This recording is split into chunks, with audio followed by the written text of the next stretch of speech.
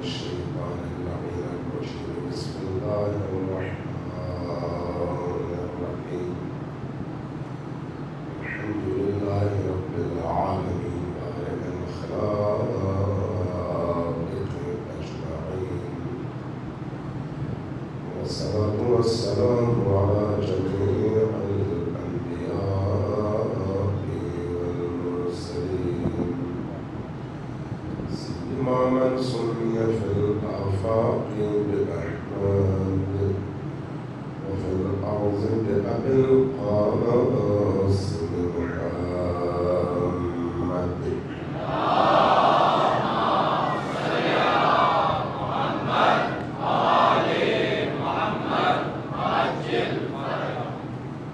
والصلاة والسلام على أولادها الطيبين الطاهرين المعصومين الميامين واللعنة الدائمة على أعدائهم أجمعين من يوم عداوتهم إلى قيام يوم الدين أما بعد فقد قال رسول الله صلى الله عليه وآله وسلم إن لقتل الحسين حرارة في قلوب المؤمنين لا تبرد أبدا صلى الله عليه وسلم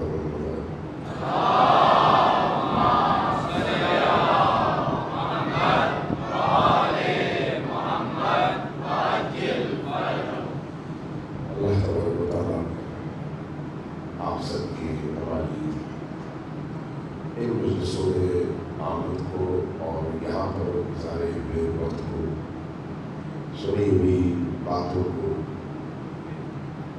ہماری نجات کا ذریعہ قرار دے کر ان مجالس کے نتیجے میں ہمیں حسینی بننے کی توفیق عطا فرمائے۔ عزیزان امام حسین علیہ السلام کا تعلق صرف ہمارے عقیدے سے نہیں ہے بلکہ ہمارے دل سے ہے۔ یہ جو دل والا معاملہ ہے یہ بڑا عجیب ہے۔ جب تک کسی چیز پر آپ کا دل نہ آئے، چاہے آپ کی عقل تسلیم بھی کرتی ہو، چاہے آپ کا ذہن اس کو قبول بھی کرتا ہو، وہ آپ کی روح میں نہیں اتر پاتی چیز۔ اور جب دل آ جائے تو پھر ساری دنیا ایک طرف ہو جائے، آپ اس کو کبھی چھوڑ نہیں سکتے، اس لیے کہ آپ کے دل کا رشتہ اس چیز سے جڑ جاتا ہے۔ دل کا جو رشتہ ہے وہ بڑا جذباتی رشتہ ہے، گرم رشتہ ہے، اس کے اندر لہریں ہیں، اس کے اندر ایک تراکم ہے، اس کے اندر ایک آگ ہے، اس کے اندر حرارت ہے، گرمی ہے۔ نبی پاک صلی اللہ علیہ وآلہ وسلم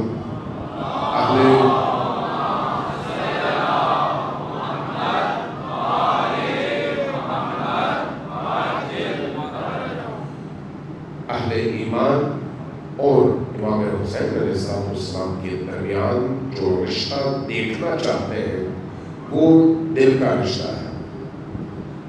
تو اس حدیث سے بھی یہی بات ظاہر ہوتی ہے کہ ان لقتل الحسین حرارۃ فی قلوب العقلاء نہیں ہے، فی قلوب المسلمین نہیں ہے، فی قلوب الناس نہیں ہے۔ لوگوں کے دل میں ایک آگ روشن ہوگی، نہیں ایسا نہیں ہے۔ عقل رکھنے والوں کے اندر ایک آگ روشن ہوگی، ایسا نہیں ہے۔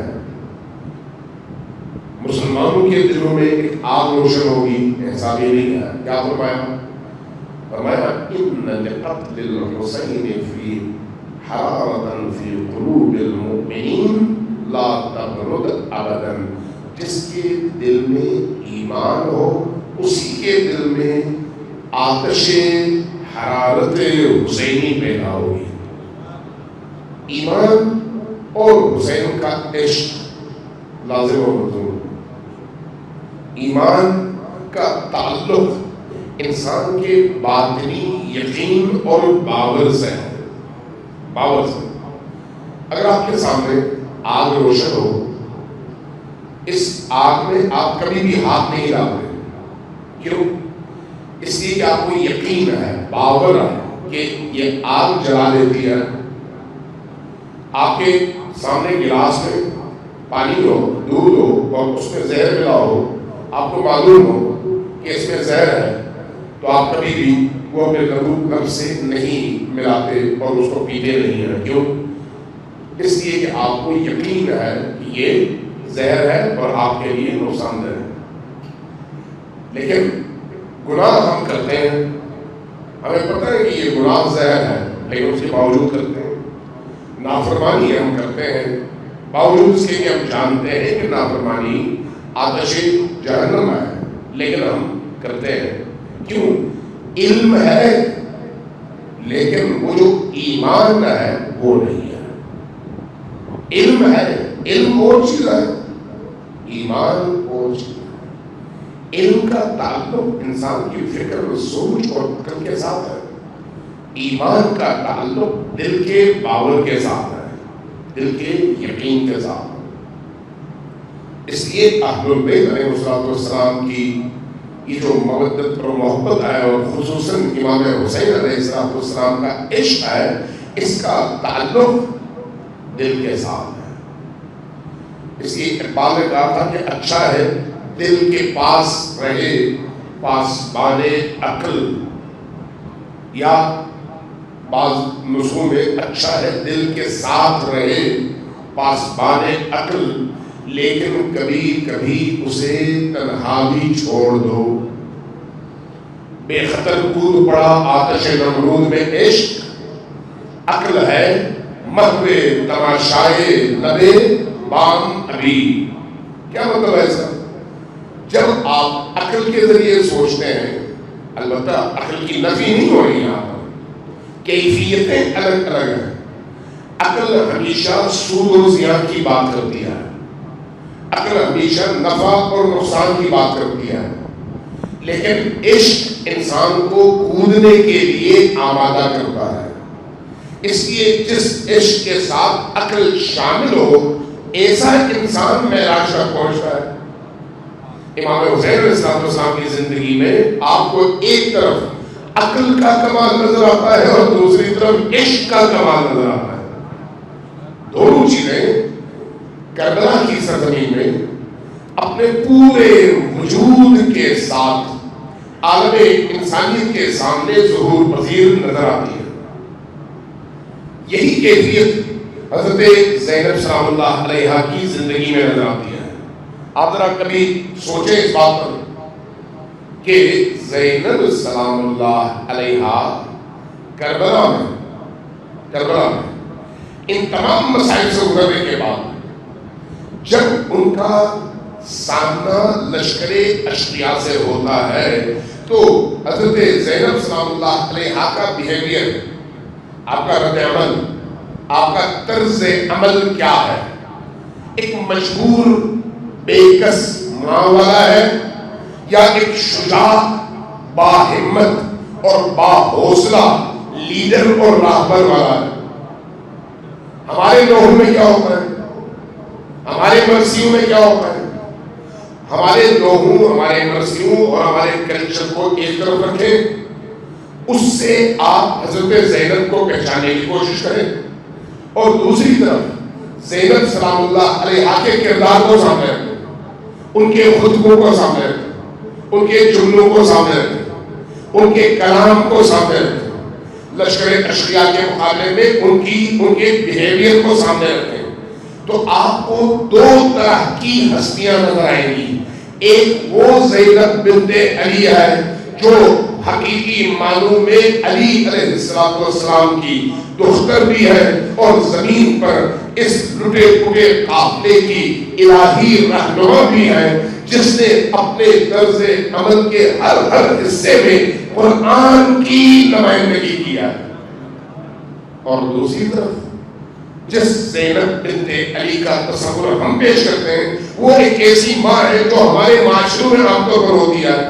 اگر کسی ماں کے سامنے اس کے بچے کو مارا جائے اس کی زندگی کا سارا کام ہونا ہی ہے. وہ صرف آنسو بہائے گی, وہ صرف بیل کرے گی, وہ صرف تڑپے گی, وہ صرف افسوس کرے گی. اس کو افسوس ہوگا کہ اس کے بھانجے کی شادی نہیں ہوئی, اس کو افسوس ہوگا کہ اس کا کڑیل جوان مارا گیا, اس کو افسوس ہوگا کہ اس کے بچے شہید ہو گئے اور وہ بے کس ہو گئی, تنہا رہ گئی.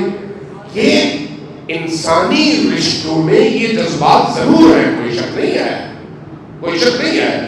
لیکن زینب سلام اللہ علیہا جہاں ایک انسانی رشتے کے حوالے سے انسان ہے, ماں ہے, بیٹی ہے, بہن ہے, بیوی ہے, وہیں پر اپنے معنویت کے حوالے سے, اپنی فکر اور شعور کے حوالے سے, اپنے سابقے کے حوالے سے, اپنی رگوں میں دوڑنے والے خون کے حوالے سے اللہ کے تمام انبیاء, تمام اولیاء, تمام آسمانی کتابیں, ان سب کے اندر جو عبد خدا, عباد الرحمن, اللہ کے عبد کی نشانیاں اور علامتیں موجود ہیں, وہ علامتیں آپ کو زینب کبریٰ میں کربلا کے میدان سے لے کر دمشق کے زندانوں تک ہر پل وہ کردار آپ کو نمایاں نظر آئے گا.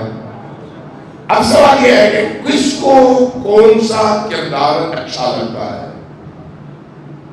جس کی جیسی ہمت ہوتی ہے, جس کا جیسا ذہن ہوتا ہے, جس کی جیسی سوچ ہوتی ہے, اس کو ویسا کردار اچھا لگتا ہے. اس لیے ہمارے ہاں عام طور پر ہمارے ہاں مہندیاں نکلتی ہیں اور پھر مہندی کی ساری رسمیں ہم حضرت قاسم کے لیے کرتے ہیں ہمارے معاشرے کے اندر, چونکہ ہم ان چیزوں کے عادی ہیں. وہ چیزیں جو بظاہر ہمارے کلچر کا حصہ ہے, اور ایک ماں کی آرزو ہوتی ہے کہ کاش میں اپنے بیٹے کی شادی کر سکوں, آرزو ہوتی ہے. اور وہ آرزو اگر پوری نہ ہو تو وہ ہمیشہ زندگی میں آنے بڑھتی ہے اور کاش کاش کاش کہتے کہتے کہتے کہتے دنیا سے گزر جاتی ہے. اب ہم جب کربلا والوں کو اس آئینے میں دیکھتے ہیں تو سمجھتے ہیں وہ شاید ہماری طرح تھے, لیکن اگر ہم علی کی نگاہ سے دیکھیں تو نظر آتا ہے کہ نہیں, یہ ان انسانی رشتوں اور کلچرل رسومات سے بالا تر اللہ کی غیرت کے امین ہے, غیرت اللہ کے امین, اللہ کے علم, اللہ کے صبر, چونکہ اللہ خود بھی صابر ہے, اللہ کے صبر, اللہ کے عفو, اللہ کے درگزر کی ان صفات کی حامل ایک ایسی ہستی ہے جن کی زبان سے نکلنے والا ایک ایک جملہ بتاتا ہے کہ یہ خاتون الہی خاتون ہے, زمینی نہیں آسمانی خاتون ہے. یہ کربلا کا وہ تصور ہے. اس لیے کربلا کے حوالے سے سوچنے کے لیے دو رستے ہیں, ایک یہ جو بصیرت کا رستہ ہے اور ایک وہ جو ہمارے کلچر کا رستہ ہے. اب ہماری مرضی ہے کہ ہم کس طرح سے کربلا کو اخذ کرتے ہیں, کس طرح سے ہم کربلا سے سیکھتے ہیں, کس طرح سے کربلا کو ہم اپنے لیے آئینہ بناتے ہیں. ہم نے اگر کربلا کو رسم بنا لیا تو رسم کے نتیجے میں جیسے ہی تاریخ گزر گئی ہم ویسے ہی ہیں جیسے رسم سے پہلے تھے. اگر ہم نے کربلا کو رسم بنا لیا تو پھر کربلا کا ایک ایک لمحہ ہماری زندگی کے ایک ایک لمحے سے اس طرح سے جڑ جاتا ہے کہ ہم اپنی زندگی کے ہر پل کربلائی بن کر میدان میں کھڑے ہو جاتے ہیں. یہ ہم پر ڈیپینڈ کرتا ہے ہم کربلا سے کیا سیکھنا چاہتے ہیں. ایک عجیب بات ہے, عجیب, ذرا سوچیے, ایک بار سوال بھیجیے میں محمد والے کو.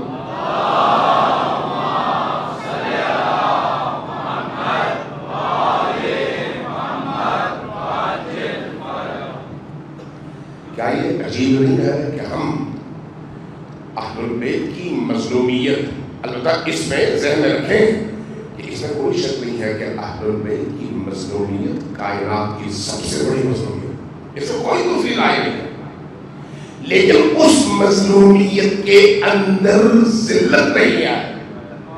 جو اصل بات ہے وہ یہ ہے، اس کے اندر تحقیر نفس نہیں ہے.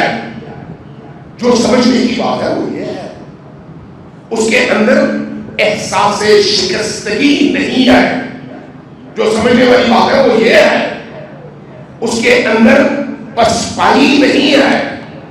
جو قابل ادراک بات ہے وہ یہ ہے، اس کے اندر ایک ماں کے جذبات ضرور ہیں، لیکن انہی جذبات کے اندر ایک باپ کے جذبات ضرور ہیں، لیکن انہی جذبات کے ساتھ ایک بھائی کے جذبات ضرور ہیں، لیکن انہی جذبات کے ساتھ حریت بھی ہے، شجاعت بھی ہے، سربلندی بھی ہے، عزت نفس بھی ہے، للکار بھی ہے، غلبہ بھی ہے، اور خالی ہاتھ اپنے سے ہزاروں گنا بڑے دشمن کے مقابلے میں انتہا درجے کا حوصلہ بھی ہے. سوال یہ ہے کہ ہمارے ذاکر ہمارے خطبہ کون سا رخ پیش کرتے ہیں، ہم کس رخ کو پسند کرتے ہیں. جب میں نے یہ سوچا تھا کہ مکتبہ کربلا کو تربیتی حوالے سے تربیت رحمانی کے مظہر کے طور پر دیکھوں کہ وہ کیا تربیت ہے، تو اس سے مجھ پر خود بڑے راز کھلتے ہیں. آپ نے کہا کہ جب مسائل کی باری آئی گی تب ہم بات کریں گے اس پر، لیکن حضرت قاسم کا حوصلہ ایک 10-12-13 سال کے نوجوان کا حوصلہ کربلا میں دیکھیں، وہ باشعور حوصلہ ہے، باشعور شعور والا حوصلہ. کربلا میں چاہے بچیاں ہوں چاہے بچے ہوں، چاہے بوڑھے ہوں چاہے جوان ہوں، آپ کو ان کے کردار میں عظمت نظر آتی ہے، ذلت نظر نہیں آتی، خالی نظر نہیں آتی. آپ نے سنا ہوگا حضرت ایک صحابی ہے، حضرت امام حسین علیہ السلام مسیحی تھے. امام حسین علیہ السلام نے جب سفر شروع کیا کربلا کے لیے تو رستے میں مختلف لوگوں سے آپ کی ملاقاتیں ہوئی. جہاں جہاں مناسب سمجھا وہاں وہاں حسین ابن علی نے اپنی دعوت پہنچائی اور لوگوں کو اپنی طرف دعوت دی. ایک واقعہ میں وقت پہلے نقل کر چکا ہوں کہ عبید اللہ ابن حر جعفی، عبید اللہ صحابی ہے، تربیت یافتہ ہے، لیکن کیسے تربیت یافتہ ہے؟ ہماری طرح سے تربیت یافتہ ہے، نماز روزے کے پابند ہیں، قبلہ رخ ہو کر نماز پڑھتے ہیں، قرآن بھی پڑھتے ہیں، لیکن وہ تربیت جس کے نتیجے میں انسان کے اندر عشق دین پیدا ہو، عشق خدا پیدا ہو، اور اس کے نتیجے میں انسان اس قیمت کا، اس چیز کی قیمت دینے کے لیے تیار ہو جائے جس کو اپنا مطلوب سمجھتا ہے. یہ جو تربیت ہے اس کے لیے کچھ اور چیزیں بھی لازمی ہیں، کچھ اور چیزیں بھی لازمی، اور وہ چیز آپ کو ان لوگوں میں نظر نہیں آتی. امام حسین علیہ السلام کے ساتھ چلنے والوں کی تعداد آپ کو کتنی ملتی ہے؟ 1000 زیادہ سے زیادہ، جنہوں نے ساتھ دیا زیادہ ہوگا، 1000 اس سے زیادہ تو نہیں ہے. لیکن شب آخر سارے لوگ نکل جاتے ہیں، صرف 72 رہ جاتے ہیں. مجھے نہیں پتا آپ کے سامنے میں نے یہ بات عرض کی ہے یا نہیں، انشاءاللہ توفیق ملے اس کی ڈیٹیل بیان کروں گا. لیکن جو سوچنے والی بات ہے، جو سمجھنے والی بات ہے وہ یہ ہے کہ یہ مکتبہ کربلا ہے، انسان کو کیسا انسان بنانا چاہتا ہے. جنگ احد، جنگ احد، جنگ احد کون سی جنگ ہے؟ اسلام اور کفر کے درمیان پہلی یا دوسری؟ ایک دوسری جنگ ہے. جنگ بدر پہلی جنگ ہے، اور جنگ بدر میں مسلمانوں کو فتح نصیب ہوئی. کمزوری کے باوجود، اسلحہ نہ ہونے کے باوجود، اپنے کمزور بیک گراؤنڈ کے باوجود اور ہاتھوں میں چند ڈنڈے ہونے کے باوجود اپنے سے کئی گنا بڑے لشکر پر اللہ تبارک و تعالیٰ نے ان کو فتح دی، اور فتح کے نتیجے میں دنیا کا نقشہ بدل گیا۔ احد میں یہی لوگ تھے، تعداد زیادہ تھی۔ تعداد جب زیادہ تھی، پہلے اور اب میں فرق کیا تھا؟ احد اور بدر میں فرق کیا تھا؟ اس فرق کو جو شخص سمجھ سکے وہ کربلا کو سمجھ سکتا ہے۔ جب بدر کی جنگ تھی، اس 313 کے لشکر کو یہ پتا تھا کہ ہم مجبور ہیں، کمزور ہیں، اللہ کے دین کی سربلندی کے لیے نکلے ہیں۔ اب ہمیں پیسہ نہیں مل رہا، دولت نہیں مل رہی، مال غنیمت نہیں مل رہی، ہم نے دین بچانا ہے، دین کو نسلوں تک پہنچانا ہے۔ اس کے لیے ہم سے کئی گنا بڑا لشکر سامنے موجود ہے۔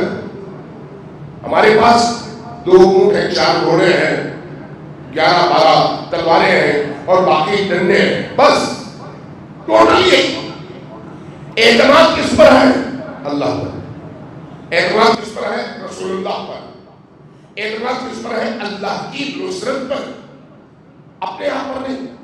لالچ بھی نہیں ہے، شوق بھی نہیں ہے، دنیا کی طلب بھی نہیں ہے، اگر ہے تو صرف یہ کہ اللہ کسی طرح سے جام شہادت نوش کرنے کی توفیق دے۔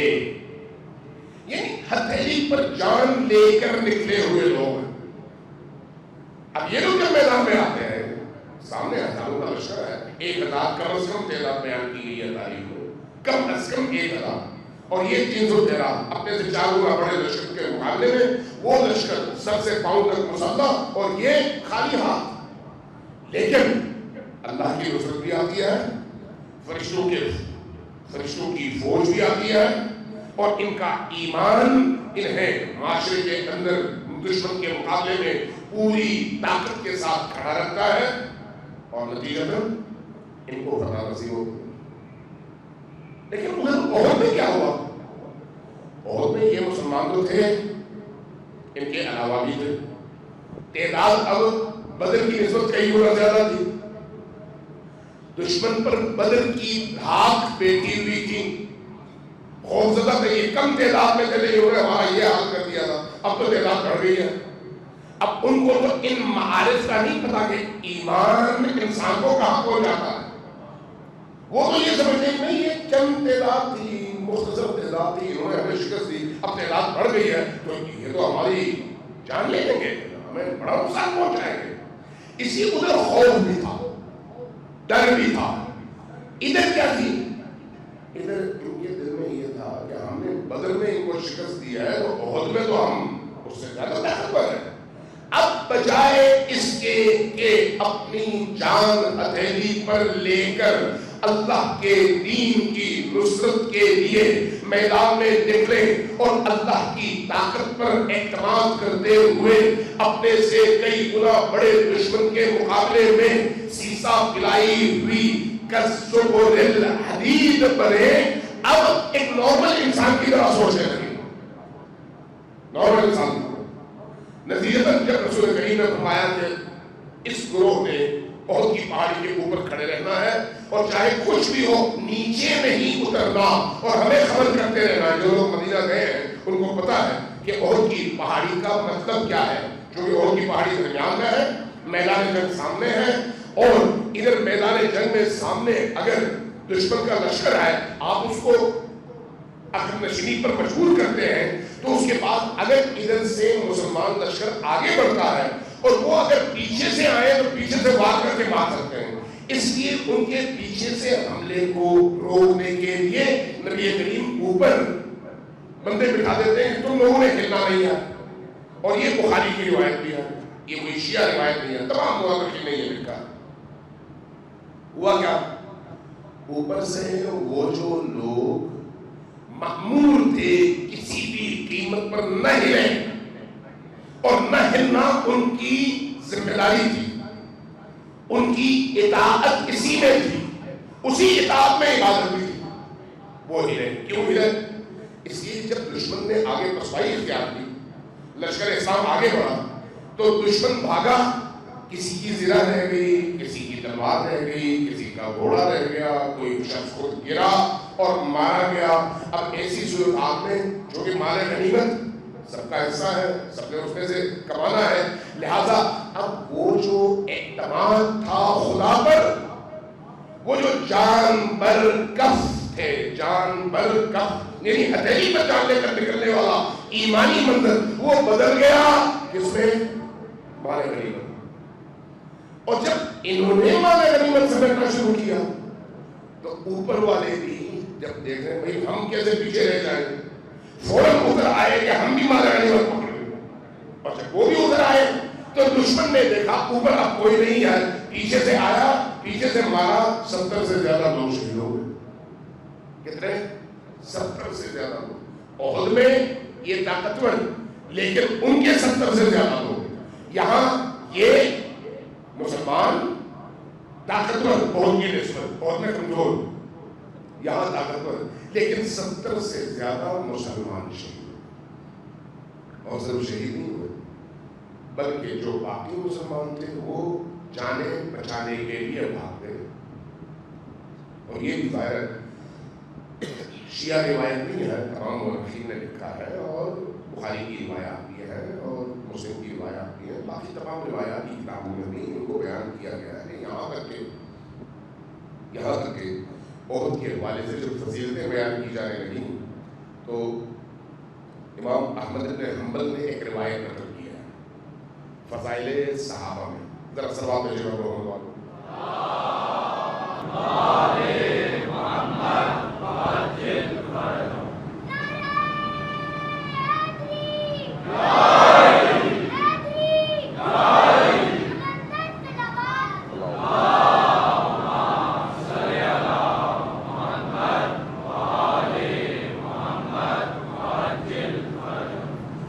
روایت بڑی عجیب نقل کی ہے انہوں نے، جو کہ کتاب فضائل صحابہ ہے، یعنی صحابہ اکرام کی فضیلتوں کو انہوں نے نقل کیا۔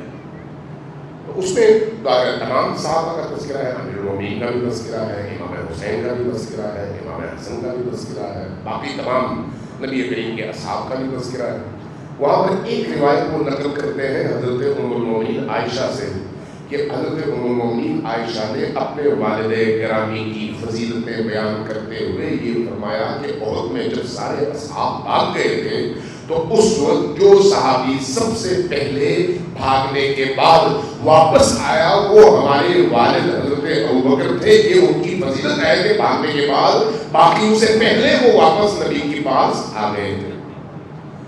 لیکن جب امیر المومنین کی فضیلت بیان ہوگی تو پتہ چلے گا کہ سب بھاگے لیکن علی اسی طرح سے کھڑے رہے اور آخری وقت تک کھڑے رہے اور نبی کے محافظ بن کر کھڑے رہے۔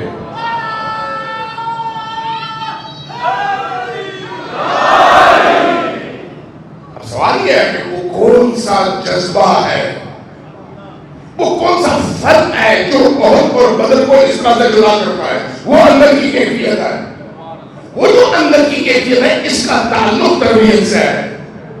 کربلا اس اندر کی روح کو پاکیزہ کر کے آپ کے اندر جوان مردی اور آپ کے اندر مردانہ پن اور شجاعت اور حریت پیدا کرنے والا وہ مکتب ہے جس کی مثال تاریخ میں نہیں ہے۔ فرق یہ ہے، اس لیے آپ دیکھیں اب ایک اور ہم جو عام طور پر کربلا والوں کے حوالے سے ہمارا ایک معاشرے کی بات کروں جو ایک تصور ہے، اس تصور کو سامنے رکھتے ہوئے میں یہ عرض کروں گا، احد میں 3 بندے شہید ہوئے، 3 بندے۔ عمرو ابن جموح، اس کی بیگم مدینہ میں تھی، غالباً ام نصیبہ، جہاں تک مجھے یاد پڑتا ہے، بہت پہلے میں نے پڑھا تھا، ام نصیبہ غالباً ان کا نام ہے۔ ان کے شوہر، ان کے بھائی اور ان کا بیٹا جنگ میں شریک ہونے کے خواہشمند ہیں۔ رسول کریم صلی اللہ علیہ وسلم اعلان کرتے ہیں احد کے لیے سب نکلو، سب تیار ہوتے ہیں، یہ 3 بھی نکل آتے ہیں۔ ان کا شوہر، ام نصیبہ کا شوہر جو ہے وہ پاؤں سے لنگڑے ہیں تھوڑا سا، یعنی پاؤں جو ہے صحیح طور پر کام نہیں کرتا. اب ولیس علی الاعرج حرج، قرآن کریم کہتا ہے جو اس طرح سے معذور ہوں ان پر کوئی پابندی نہیں ہے، وہ جنگ میں نہیں نہ جائیں، وہ گھر میں بیٹھیں.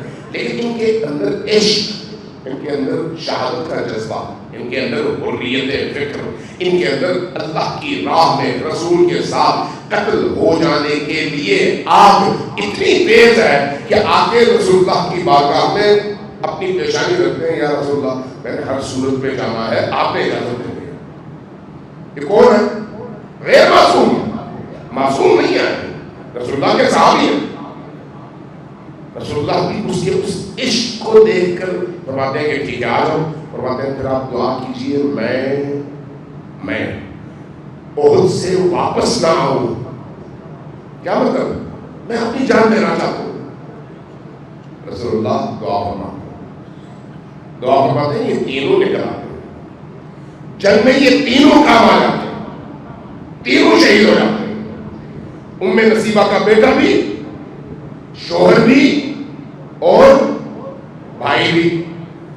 معصوم تو نہیں ہے، علی کا خون تو نہیں ہے، لیکن تربیت ہے. میں جو بات سمجھانا چاہ رہا ہوں اس نتیجے میں بعد میں لے کے جاؤں گا. ذرا سوچئے کہ دین انسان کو کہاں دیکھنا چاہتا ہے، کہاں پہنچانا چاہتا ہے، اور اس کے لیے دین کا رستہ کیا ہے؟ تربیت. یہ ام نصیبہ گھر سے نکلتی ہے، چونکہ مدینہ میں خبر آتی ہے کہ رسول اللہ قتل ہو گئے ہیں اور لشکر اسلام کو شکست ہو گئی ہے. ام نصیبہ اپنے اونٹ پر بیٹھ کر نکل آتی ہے. رستے میں خواتین احد کے میدان سے شہر آ رہی ہیں. آپ میں سے جو لوگ حج پہ گئے ہیں ان کو معلوم ہے کہ رسول اللہ کے حرم سے احد کا فاصلہ تقریباً 8 کلومیٹر کا ہے. اس لیے آسانی کے ساتھ جا اور آ سکتے تھے. یہ خاتون احد کی طرف جا رہی ہے اور احد سے کچھ خواتین واپس آ رہی ہیں. آمنا سامنا ہو رہا ہے. پوچھتی ہے کہ احد کی کیا خبر ہے؟ تو وہ خواتین جو ادھر سے آ رہی ہیں ذرا اور سے سنیں. جواب میں کہتے ہیں تمہارا شوہر، تمہارا بھائی اور تمہارا بیٹا تینوں شہید ہو گئے. کیا خبر دیتی ہے؟ تمہارا بھائی، تمہارا شوہر، تمہارا بیٹا تینوں شہید ہو گئے. جیسے ہی بات سنتی ہے یہ خاتون سر اٹھاتی ہے اور کہتی ہے میں نے اپنے شوہر، بھائی اور بیٹے کا نہیں پوچھا، مجھے نبی کریم کا بتاؤ کہ ان کا کیا حال ہے. یہ کیا ہے؟ تربیت، حوصلہ، ہمت، بلند نظری، ذلت سے دوری. ذلت سے دوری، یہ جو ذلت سے دوری ہے یہ اسلام کی تربیت کا نتیجہ ہے. اب یہ خاتون آتی ہے میدان جنگ میں، اونٹنی کو لے اپنے اونٹ پر سوار ہو کے میدان جنگ میں آتی ہے. رسول کریم تک پہنچ گئی، دیکھتی ہے رسول کریم جیسے ہی ان کو دیکھتے ہیں خوش ہوتے ہیں، ایک شجاع خاتون آئی ہے. فرماتے ہیں کہ ام نصیبہ وہ جو فرد جا رہا ہے یہ تمہارے شوہر اور بھائی کا قاتل ہے. ام نصیبہ کوئی ٹوٹی ہوئی تلوار لے کر جاتی ہے اور اس پر حملہ آور ہوتی ہے. اور اس کے بعد جب جنگ ختم ہوئی اب یہاں سے اپنے ان شہداء کو لے کر اونٹ پر لادتی ہے، اونٹ پر لادتی ہے اور خود زمین پر اور اونٹ کی مہار لے کر جنگ کے اس میدان سے باہر نکلتی ہیں. جیسے ہی باہر نکلتی ہے اونٹ آگے چلنے سے انکار کر دیتا ہے. پریشان ہوتی ہے، بڑا دھکا دیتے ہیں، بڑا کیش نہیں ہے، اونٹ آگے نہیں جا واپس لوٹتی. نبی کریم کی بات آ رہا ہے یا رسول اللہ یہ اونٹ یہاں سے آگے جانے سے انکاری ہے، نہیں جا رہا، اس میدان کے اندر جہاں لے جاؤ جاتا ہے لیکن باہر نہیں نکلتا. فرماتے ہیں تمہارے شوہر نے گھر سے نکلتے ہوئے کیا دعا مانگی تھی؟ جواب ملتا ہے یا رسول اللہ اس نے دعا مانگی تھی کہ مجھے احد سے گھر واپس آنا نصیب نہ ہو. فرمایا اس کی دعا قبول ہوئی ہے، اس کو یہیں پر دفن کرو، اونٹ واپس کر چلا جائے گا. اونٹ جب تک ان سوالوں کو اپنے اوپر رکھے گا ان کو مدینہ نہیں لے جائے گا، اس لیے کہ ان کی دعا یہ ہے کہ وہ یہیں پر دفن ہو. لہذا ان کو اٹھایا جاتا ہے اور دفن کر دیا جاتا ہے. پھر اس کے بعد ام نصیبہ واپس شہر جاتی ہے مدینہ اور اپنے گھر. معصوم تھی نہیں، علی کی بیٹی تھی، کیا نبی کریم کا خون اس کے اندر تھا؟ نہیں. وہ کون سی چیز تھی جس نے اس خاتون کو اتنا حوصلہ دیا تھا؟ وہ نبی کی تربیت ہے، وہ قرآن کا سایہ اور قرآن کی تربیت ہے. اسلام ایسے لوگوں کی تربیت کرتا ہے. کربلا اس تربیت گاہ کا نام ہے. اب اس کے مقابلے میں یہ ام نصیبہ کی معصوم نہیں ہے.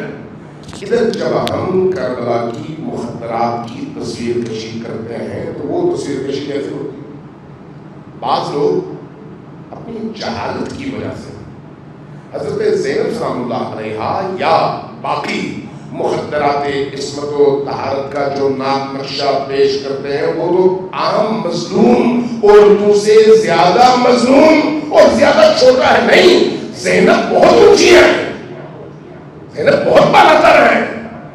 زینب ایک اور واقعہ نقل کرتا ہوں. کعب عیسائی اور لشکر حسین میں شامل ہے. کہاں سے آئے؟ امام حسین علیہ السلام نے جب رخ کیا کربلا کا، رستے میں مختلف لوگوں سے ملتے رہے، قریب آتے رہے. ایک جگہ دیکھا ایک جھونپڑا پڑاؤ ڈالا ہوا تھا، وہاں پر پہنچا، دیکھا ایک خاتون ہے، بوڑھی خاتون. توجہ ہے آپ کی؟ توجہ ہے یا نیند آ رہی ہے؟ جن کو نیند نہیں آ رہی وہ ذرا اونچی آواز سے سلام بھیجیں.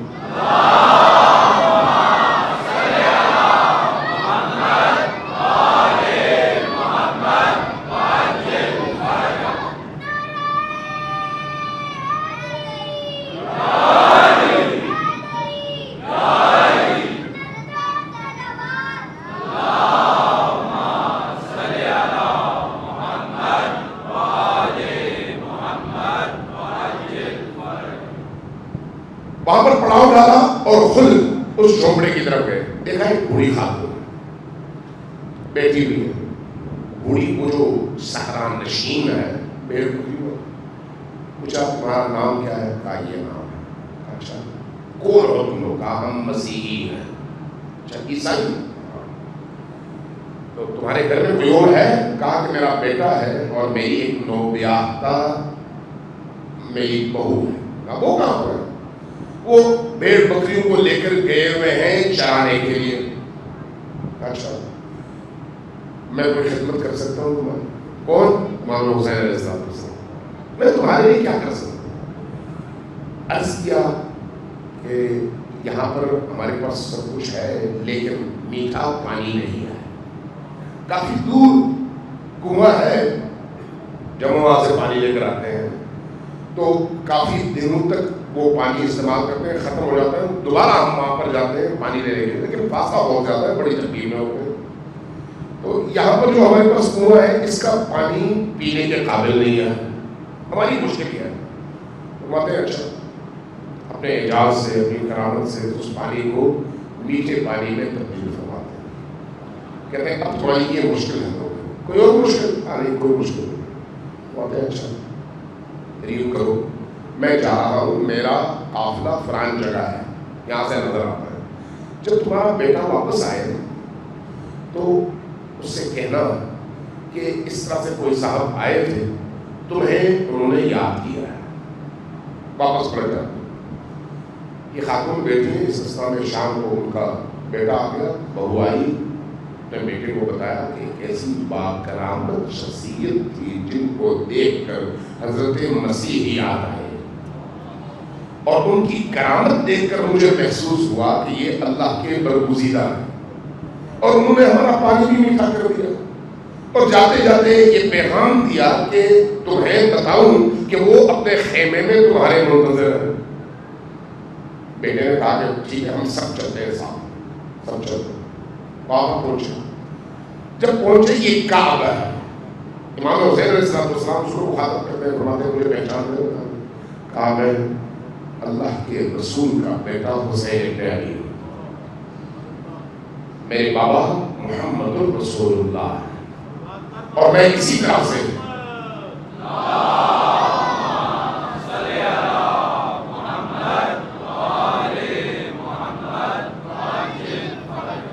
میں نکلا ہوں تاکہ ظلم کا مقابلہ کر سکوں. تاکہ معاشرے میں عدل قائم کر سکوں، تاکہ انسان کو انسان کی غلامی سے نکال سکوں۔ تو میں اس لیے جب تمہاری طرف آیا، میں نے سنا تو میں نے کہا تمہیں بھی میں دعوت دے دوں۔ وہ جوان فوراً جھکا، قدموں کو چھوا، بوسہ دیا، کہا کہ مجھے کلمہ پڑھائیے، میں مسلمان ہو جاتا ہوں۔ کلمہ پڑھا، بیوی نے دیکھا، بیوی نے بھی کلمہ پڑھ لیا، ماں نے دیکھا، ماں نے بھی کلمہ پڑھ لیا۔ کلمہ پڑھنے کا کہا یا رسول اللہ اب ہمیں دین سکھائیے۔ دین سیکھا، جو حرام حلال اور واجبات کو سیکھ لی۔ کہا اب ہم آپ کے قافلے کے ساتھ چلیں گے، آپ کے مدافع ہوں گے۔ وہ جو لاکھوں صحابہ تھے وہ نہیں آئے، جو نمازی تھے، روزے دار تھے، حاجی تھے، قرآن کے حافظ تھے، قرآن کے قاری تھے، لیکن یہ عیسائی آیا، مسیحی آیا، کلمہ بھی پڑھا، مسلمان بھی ہوا اور ساتھ کھڑا بھی ہو گیا، اس لیے کہ دل پاک تھا۔ آیا، ساتھ میں چل آگے گئے، کربلا تک پہنچے۔ تب تک امام حسین کی معیت اور ہمراہی نے دیکھا کہ حسین کون ہے۔ ماں نے بھی دیکھا، بیوی نے بھی دیکھا اور خود اسے بھی دیکھا۔ عاشور کا دن ہے، قربانی کا وقت ہے۔ قربانی کے اس وقت پہ عاشور کے دن یہی کام آیا، یا رسول اللہ مجھے اجازت دیں کہ میں جامع شہادت پہنچ رہا ہوں۔ فرمایا کہ تم ابھی تازہ مسلمان ہو، رکو۔ کہا یا رسول اللہ تازہ اور پرانے مسلمان میں فرق ہے شہادت کے حوالے سے؟ مجھے شہادت چاہیے، میں آپ کے قدموں میں اپنی جان دینا چاہتا ہوں۔ اب جو بادیہ نشین عرب ہے ان کا لباس بتاتا تھا کہ یہ غریب لوگ ہیں، پھٹے ہوئے کپڑے، الجھے ہوئے بال، صحرا نشین زندگی۔ ایک بندہ شہر سے نکلتا ہے اس کی حالت اور ہوتی ہے، بادیہ نشین ہوتا ہے اس کی حالت اور ہوتی ہے۔ جب یہ میدان میں گیا تو لشکر اشیاء نے اس کو جب دیکھا تو کہا کہ تم کہاں آئے ہو؟ بھائی واپس چلے جاؤ۔ کہا نہیں، میں اپنے مولا پر جان قربان کرنے آیا ہوں، آؤ مجھ سے لڑو، میں تم سے لڑوں گا۔ بھر لڑائی ہوئی، یہ جوان ایک شخص پہ وار کیا، سر جدا ہو گیا، پہلی وار میں سر جدا ہو گیا۔ یہ لڑا جتنا اس سے ہو سکتا، جب سر جدا ہوا تو اس شخص نے بالوں سے سر کو پکڑا اور لشکر حسینی کے قریب آیا، جو کہ ماں دیکھ رہی ہے، یوں ماں کی طرف پھینک کر کہا ہم نے کہا تو تھا کہ اپنی جان نہ گنواؤ، تو اس نے جو اپنی جان کی پرواہ نہیں کی، سر کٹا دیا، یہ لو پھر اپنا بیٹا واپس لے۔ یہ جو ماں ہے، ماں، یہ ماں پہلے مسیحی تھی، ابھی اس کو مسلمان ہوئے جمعہ 8 دن نہیں ہوئے۔ یہ خاتون آگے بڑھی، اپنے بیٹے کے سر کے بالوں سے یوں پکڑا، میدان میں آئی اور اس قاتل کو مخاطب کیا اور فرمایا ہم وہ ہیں جو جب اپنے بچے اپنے مولا حسین پر قربان کرتے ہیں تو پھر اپنی قربانی واپس نہیں لیتے، یوں پھینکا تاکہ سر انہی کے پاس جا کر گرے۔ کون ہے؟ ماں۔ کیسی ماں؟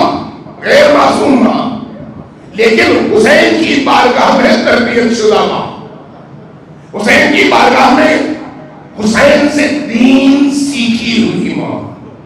جب یہ منظر اس کی بیوی نے دیکھا تو اپنے خیمے میں گئی، خیمے کا کھونٹا، یہ جو ڈنڈا ہوتا ہے، یہ اکھاڑ کے آئی، حملہ آور ہوئی اسی ڈنڈے کے ساتھ، اسی ستون کے ساتھ حملہ آور ہوئی لشکر اشیاء پہ۔ اور تاریخ بتاتی ہے کہ کربلا کی واحد شہیدہ خاتون یہ ہے جو مسیحیت سے آئی، مسلمان ہوئی اور حسین کی بارگاہ میں اپنی جان دے دی۔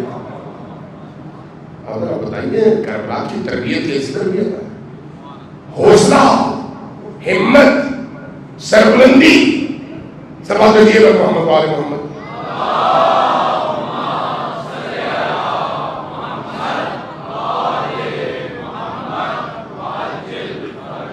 عزیزہ رحمان، یہ جو ہماری مجلسیں ہیں یہ کس لیے ہے؟ اسی تربیتی روح کو عزاداروں کے اندر منتقل کرنے کے لیے۔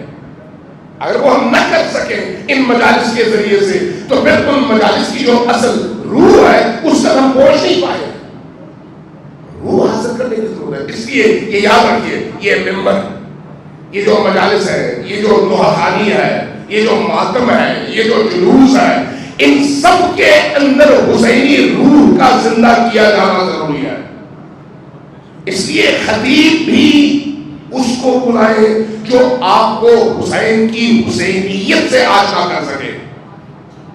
نوحہ خان بھی ایسے تربیت کریں جو جب نوحہ پڑھے تو اس کے نوحے کے جملے, اس کے نوحے کے مصرے آپ کے اندر آپ کے بال کھڑے کر دے, آپ میں حوصلہ بھرے, آپ کے اندر ہمت پیدا کرے, اور ایک ایک مصرع, ایک ایک شعر, ایک ایک کلام کا حصہ آپ کو کربلا والوں سے جوڑ دے. یہ زبانی ہے, یہ لوحہ خوانی ہے. وہ لوحہ جو آپ کو کربلا سکھائے, وہ لوحہ, وہ مرثیہ جو آپ کے اندر کربلائی روح پیدا کرے, وہ مرثیہ یا وہ لوحہ جس میں صرف بین نہ ہو. رونا تو ہے, صرف رونا نہیں, وہ رونا جس کے نتیجے میں ایک ایک مصرع اور ایک ایک لفظ آپ کو کربلا سکھا سکے اور میدان میں کھڑا کر سکے, آپ کی والدہ کو کھڑا کر سکے, بیٹی کو کھڑا کر سکے, اور جب مشکل آئے تو بیٹیاں بھی اسی طرح سے کھڑی ہوں جس طرح سے باپ کھڑا ہوتا ہے. صلوات اللہ علیہ محمد.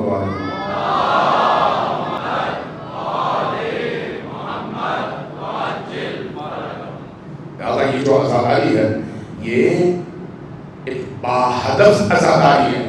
حضرت زینب صلی اللہ علیہ نے جب اس کی بنیاد رکھی تو اسی لیے رکھی. یہ جو ہم کہتے ہیں نا کہ کسی شاعر نے کہا تھا کہ کربلا در کربلا میمرد اگر زینب نبود, اگر زینب نہ ہوتی تو کربلا ہی میں مر چکی ہوتی اور کربلا کو موت آ گئی ہوتی. یہ جو کربلا کو زندہ کیا, کس نے زندہ کیا؟ زینب سلام اللہ علیہ. کیسے زندہ کیا؟ اپنے حوصلے کی وجہ سے, اپنی ہمت کی وجہ سے. ہر ذہن کو جھنجھوڑا, ہر شخص کے اندر انتقامی جذبات بھرا, ہر شخص تک جہاں مظلومیت پہنچائی وہیں پر عزت کا پیغام بھی پہنچایا. ہر شخص کے سامنے اس طرح سے یزیدیت کو للکارا کہ یزیدی ایوانوں میں لرزہ برپا ہو گیا, زلزلہ آ گیا, یزید کو کہنا پڑ گیا. وہ یزید جس نے یہ سارے مظالم کیے, لیکن جب اس نے دیکھا کہ خود بہائے زینبی, کلام زینبی, کلام امام سجاد علیہ السلام کے نتیجے میں اس معاشرے کے اندر ایک تلاطم برپا ہو رہا ہے, تو وہ اس تلاطم کو دیکھ کر سہ نہ سکا, مجبوراً اس کو کہنا پڑا کہ ابن زیاد نے اپنی مرضی کی, عمر صاحب نے اپنی مرضی کی, میں تو نہیں چاہتا تھا اپنے آپ کو باہر نکالنے کے لیے, جبکہ اصل مجرم وہی ہے. کیوں؟ اس لیے کہ معاشرے کا پریشر, اور معاشرے کے اندر پریشر کس نے پیدا کیا؟ زینب کبریٰ سلام اللہ علیہ, شہدائے کربلا کے اس پاکیزہ خون نے. صلوات اللہ علیہ محمد علیہ محمد.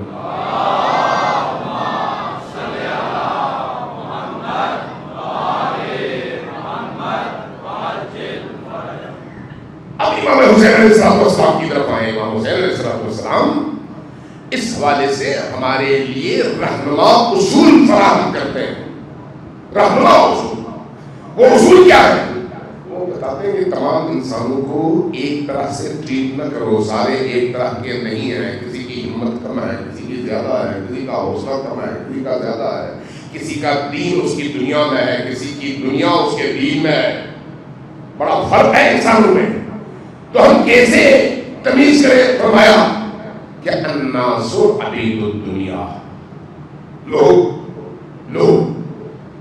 عبید عبد کا مسخر ہے, یعنی عبد سے چھوٹا, کمتر, بستر. الناس عبید الدنیا, لوگ دنیا کے پست غلام ہیں, عبید چھوٹے. وہ دین, اور دین کیا ہے؟ لَإِقٌ عَلَىٰ أَلْسِنَتِهِمْ، اور دین ان کے منہ میں جمع ہونے والے تھوک کی طرح سے. لَإِقٌ عَلَىٰ أَلْسِنَتِهِمْ، زبانی جمع سچ. بات کرنے پہ آئے تو سب سے بڑے دین کے ٹھیکیدار ہو جائے.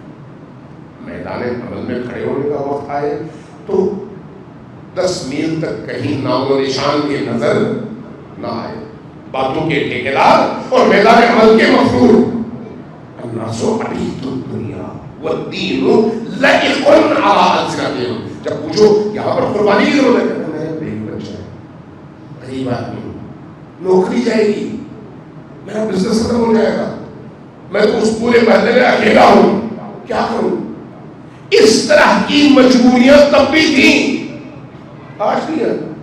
تب جنہوں نے ان مجبوریوں کا اظہار کیا قافلہ حسینی سے پیچھے رہ گئے، تو آج کیسے قافلہ حسینی میں شریک ہوں گے؟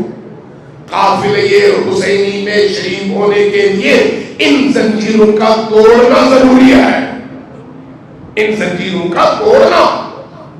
فرمایا والدین لائق علی السنتہم، یہ کلام حسینی ہے. ان کے منہ میں جمع ہونے والے تو کی طرح سے تھی. ما درت معائشہم، جب تک ان کی معیشت چلے، جب تک ان کا کچن چلے، جب تک ان کی تنخواہ چلے، جب تک ان کا بینک بیلنس ٹھیک ہو، جب تک ان کا معاشرتی اسٹیٹس محفوظ ہو تو دین ٹھیک ہے. جب تک یہ سارا ہے تو بھائی میں بڑا دیندار ہوں، دین پر عمل کر رہا ہوں، میں بڑا متدین ہوں، پہلے سب کا نمازی بھی ہوں، افطاریاں بھی کرواتا ہوں، افطاریاں بھی دیتا ہوں، پہلے سب کا عزادار بھی ہوں، ماتمی بھی ہوں، سب کچھ ہوں. لیکن فَإِذَا تُحِسُّوا بِالْبَلَاءِ، جب بلا آئے، جب آزمائش آئے، جب مشکل آئے دین کی راہ میں، جب خطرہ ہو FIR کا، جب خطرہ ہو تھانے جانے کا، جب خطرہ ہو پولیس کے گھر پہنچنے کا. بھائی ہم شریف لوگ ہیں، ہمارے گھر پولیس آ جائے گی تو ہم بدنام ہو جائیں گے. آپ نے چوری کی ہے جو بدنام ہوں گے، آپ نے ڈاکہ ڈالا ہے جو بدنام ہوں گے. حسین کے نام پر پولیس کا زلزلہ بھی آئے آپ کو تو فخر ہونا چاہیے، کیونکہ آپ کے پاس اگر کوئی اس طرح کا قدم آپ کے خلاف اٹھتا ہے اس جرم میں کہ آپ حسینی ہیں، تو یہ آپ کے لیے نشان حیدر کی طرح سے تمغہ ہے، ذلت نہیں ہے. ما درت معائشہم فَإِذَا مُحِسُّوا بِالْبَلَاءِ، جب بلا آتی ہے، جب آزمائش آتی ہے، جب کوئی مشکل پیش آتی ہے دین کی راہ میں، قلت دیانون، دیندار لوگ بہت کم رہ جاتے ہیں، بہت کم رہ جاتے ہیں. یہ انسانی معاشرے کی بات ہو رہی ہے. یہی کیفیت امام حسین علیہ السلام کے ساتھیوں کے حوالے سے آپ کے سامنے ہے کہ لاکھوں میں سے صرف 72 نکلتے ہیں. امام زمان کے حوالے سے بھی ایسا ہی ہے. جب کہا جاتا ہے کہ 313 تیار ہو جائے تو امام کا ظہور ہوگا، تو عربوں انسانوں کے درمیان 313 شاخص اور نمونے، تعداد کم. ہمیشہ ہمیشہ اہل حق، اہل صفا، اہل پاکیزگی اور باطنی نورانیت کے حامل لوگوں کی تعداد انسانی معاشروں میں ہمیشہ کم رہتی ہے. سوال یہ ہے کہ ہم ان کے ساتھ ہیں یا ان کے ساتھ ہیں. کبھی بھی اسلام اور کفر کا معیار، حق اور باطل کا معیار، درست اور غلط کا معیار آپ کا اجتماع نہیں ہے. بعض لوگ بڑا ہی غلط تصور پیش کرتے ہیں اور بعض لوگوں سے نقل بھی کرتے ہیں کہ بھئی فلان بزرگ نے یہ فرمایا کہ ہماری حقانیت کی گواہی ہمارے جنازے دیں گے، چونکہ ہمارے جنازوں میں لاکھوں لوگ آئیں گے. بھائی جنازے حقانیت کی گواہی نہیں دیتے، آپ کا کردار دیتا ہے. آپ کا کردار اگر ٹھیک ہے، جنازہ کوئی نہ پڑھائے تو آپ ابو ذر بن کر غربت میں دفن ہو جاتے ہیں، لیکن اللہ کے مقرب ترین بندے بنتے ہیں. جنازے میں کوئی نہیں ہے. لیکن اگر آپ حق کے رستے پر نہ ہو، پورا شہر عمر آئے جائیں لیکن ان کے عمر آنے سے آپ جنت نہیں جاتے، جہنم پہنچ جاتے ہیں۔ معیار لوگ نہیں ہے، معیار آپ کا کردار ہے۔ صلوات اللہ محمد علیہ وسلم۔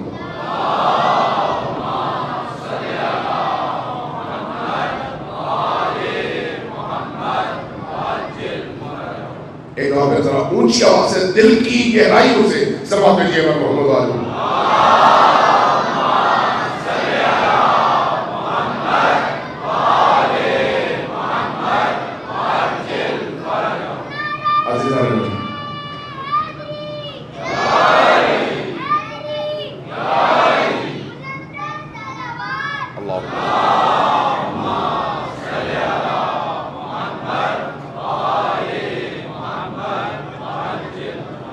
میں چاہ رہا تھا مسائل کی طرف جاؤں لیکن ایک دو جملے ضرور عرض کرنا چاہوں گا ان بچوں کو دیکھ کر یاد رکھیے، بچے جب تک مسجدوں میں نہ آئیں، بچے جب تک مسجد اور امام بارگاہ کی اس معنوی فضا سے آشنا نہ ہو ان کی پاکیزہ تربیت ممکن نہیں ہے۔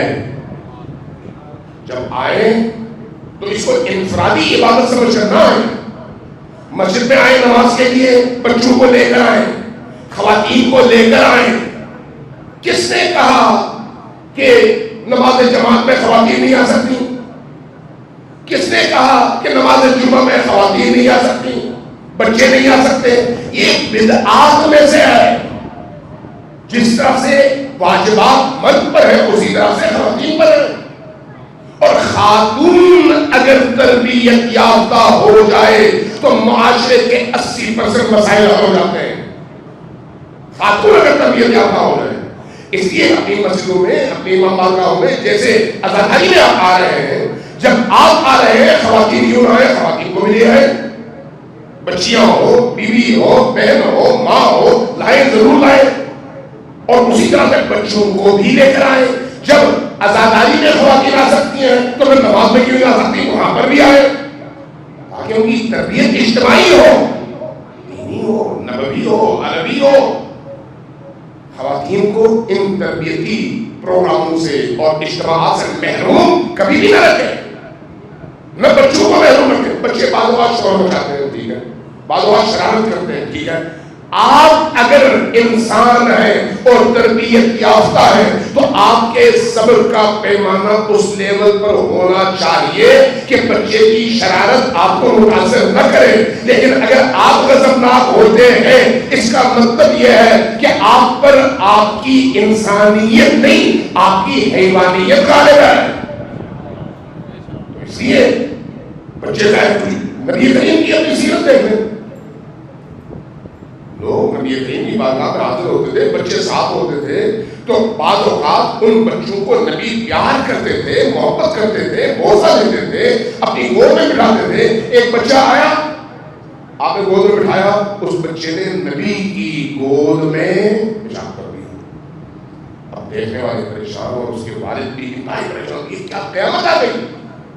نبی کریم نے فرمایا کہ نہیں، اس کو اپنا کام کرنے دو، بچہ کوئی بات نہیں، میں کپڑے دھو دوں گا، پاک ہو جائے گا، لیکن بچے کو ڈانٹنے سے اس کی روح جس طرح سے متاثر ہوگی اس کا تم دوبارہ علاج نہیں کر سکتے، وہ گہرا زخم ہے، وہ رہ جاتا ہے۔ اس لیے بچے کو اپنا کام کرنے دو، بچہ مسجدوں میں بچوں کو آنا چاہیے، امام بارگاہوں میں بچوں کو آنا چاہیے، ان کو کھیلنا بھی چاہیے۔ ہاں اگر آپ اہتمام کر سکتے ہیں تو بچوں کے لیے تھوڑا سا کھیلنے کا میدان بنا دیں، 2-4 کھلونے رکھ دیں، بچے اسے مصروف ہو جائیں، لیکن مسجد کی روحانی فضا سے بچے ہمیشہ آشنا ہوں، امام بارگاہ کی روحانی اور معنوی فضا سے بچے ہمیشہ آشنا ہو، علم سے آشنا ہو، پنجے سے آشنا ہو، منبر سے آشنا ہو، نماز سے آشنا ہو، کریا سے آشنا ہو، ماتم سے آشنا ہو۔ یہی ان کی تربیت کی بنیاد ہے۔ اگر آپ بچے کو بچہ کہہ کر روکیں گے تو کل یہی بچہ موبائل کی وجہ سے، دوسرے الیکٹرانک آلات کی وجہ سے وہاں جائے گا جہاں پر آپ کے جہنم کا سامان پر فراہم ہو سکتا ہے، بہشت کا کبھی بھی نہیں ہو سکتا۔ اس لیے بچوں کو اہمیت دیتے ہیں انگلش آپ، وہ آ جائیں، بیٹھیں، سنیں، شرارتیں کریں، کوئی بات نہیں، آپ اپنے برداشت اور تحمل کے لیول میں اضافہ کرے. سب آج بجے کر محمد والی محمد.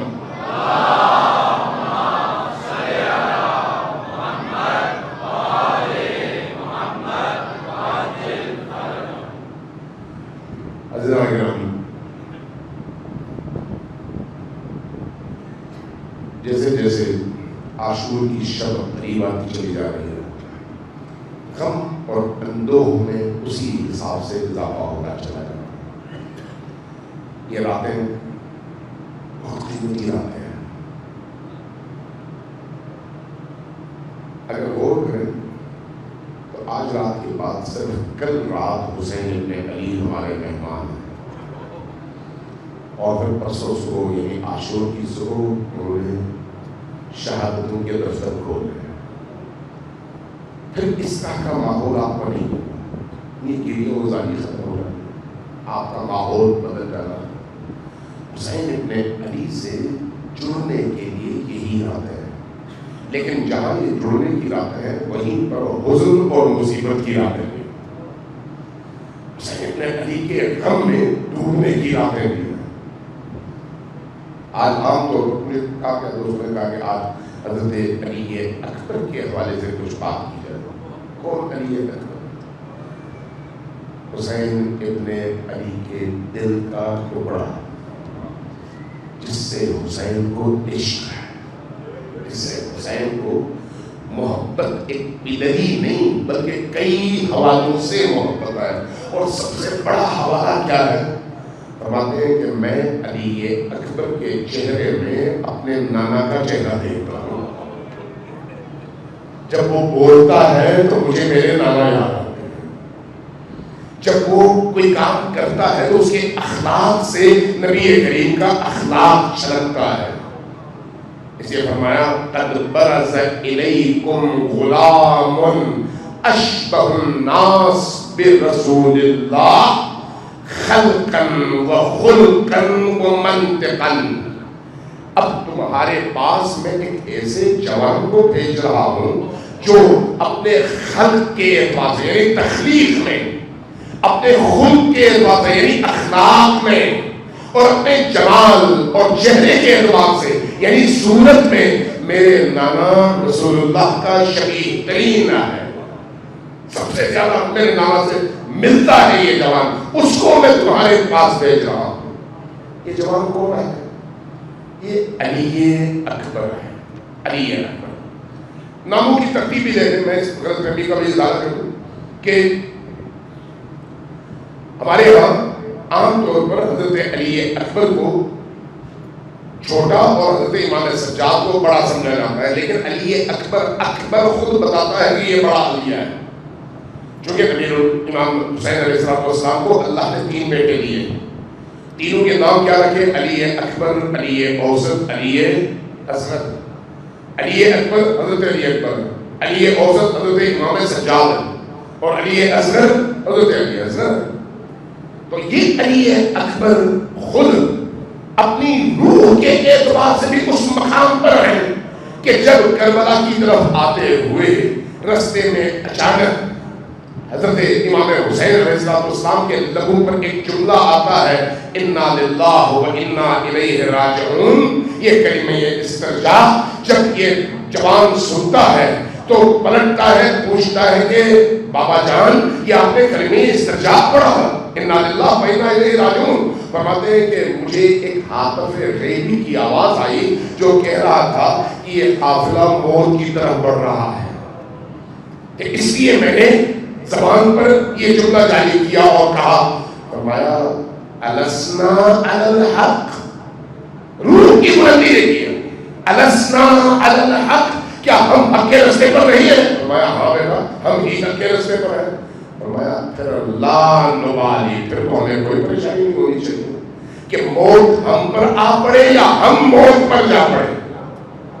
یہ شجاعت علوی ہے جو علی اکبر کے کردار میں زندہ ہے. لہذا جب آپ روزہ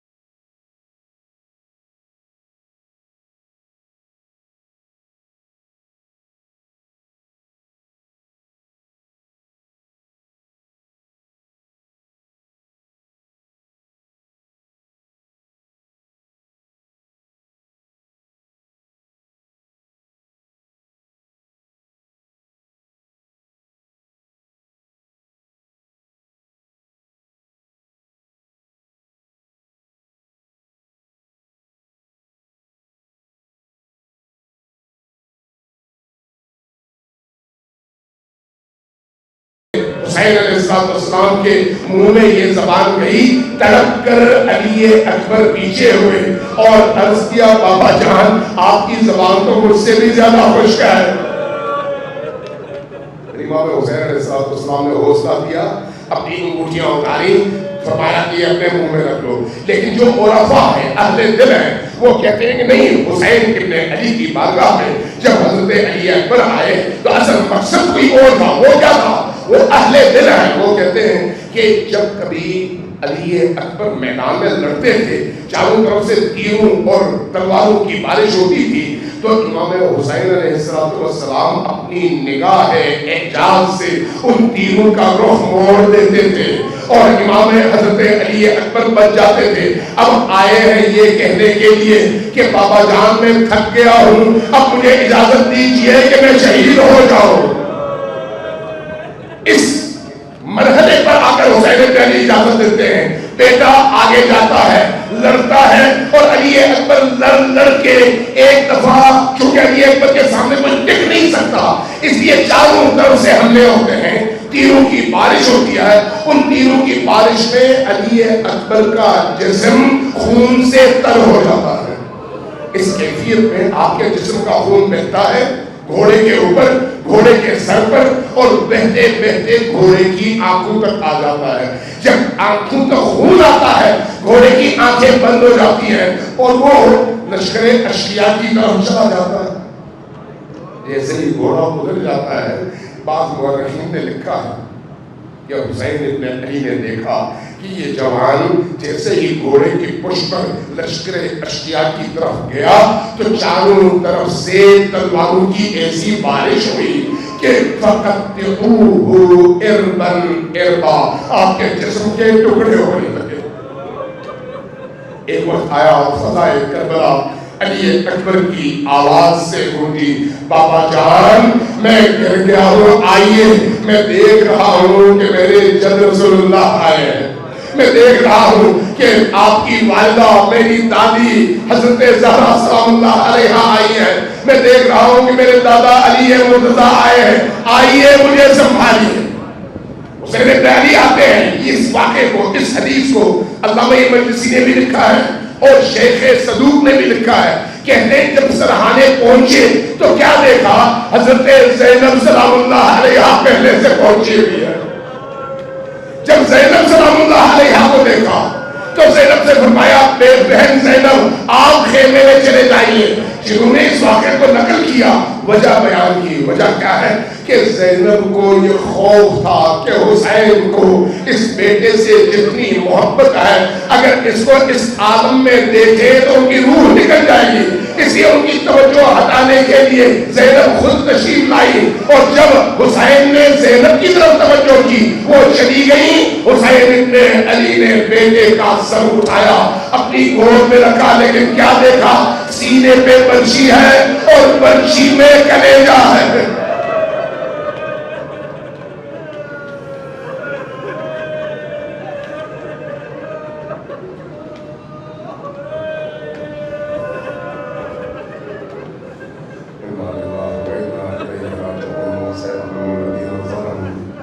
أيام منقلب ينقلبون